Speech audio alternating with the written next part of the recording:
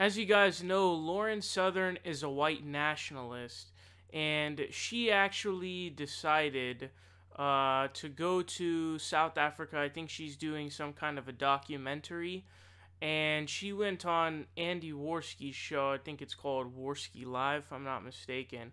But I'm gonna read you some parts of this article from Right Wing Watch. It talks about how she essentially was. She's gonna go on to talk about basically what is her blueprint or an example of a white ethno-state. Quote, have you ever heard of a place called Orania? Southern asked. Orania is a town in South Africa's northern Cape that is populated exclusively by white Afrikaners carrying on the spirit of white minority rule during apartheid. For a certain faction in the alt-right who have imagined the establishment of an ethno-state where white people can exist separate from society at large, Orania, with its small population of about 1,300 people, exists as a small-scale model of their whites-only vision. Quote, it's probably one of the only places in the world where it's a more Afrikaner community that's only allowed white people there. It was the most bizarre place I've ever gone into my entire life. I walked into the government office, and the government office has a giant poster of Andrew Breitbart in it, Southern said. They're like this super right-wing ethno-state.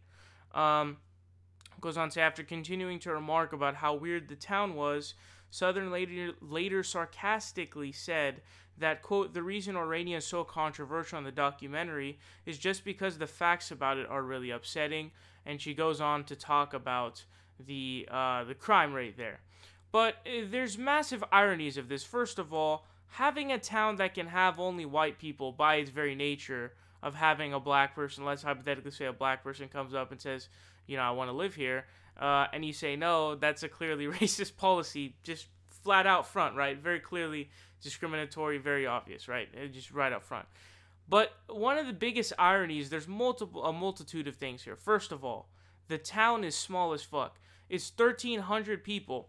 Your example to us about why a 350 million people country plus that is growing by the day should become a white ethno-state is because there's a city with 1,300 people that has managed to find a way to have a low crime rate because they're all white, which is an interesting, you know, I guess you could say correlation causation effect that you're looking at there.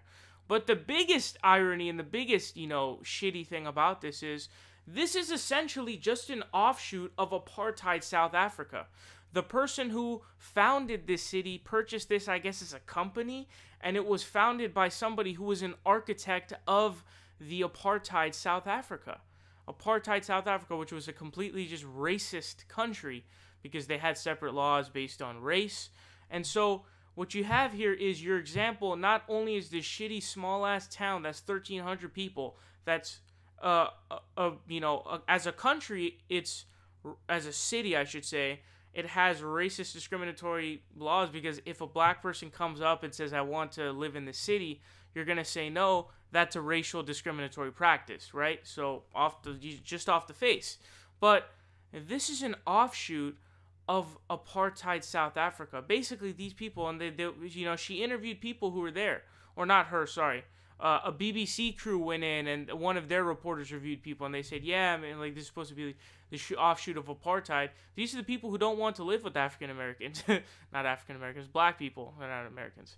What you're talking about is they don't want to live with black people. They are the offshoot of apartheid South fucking Africa.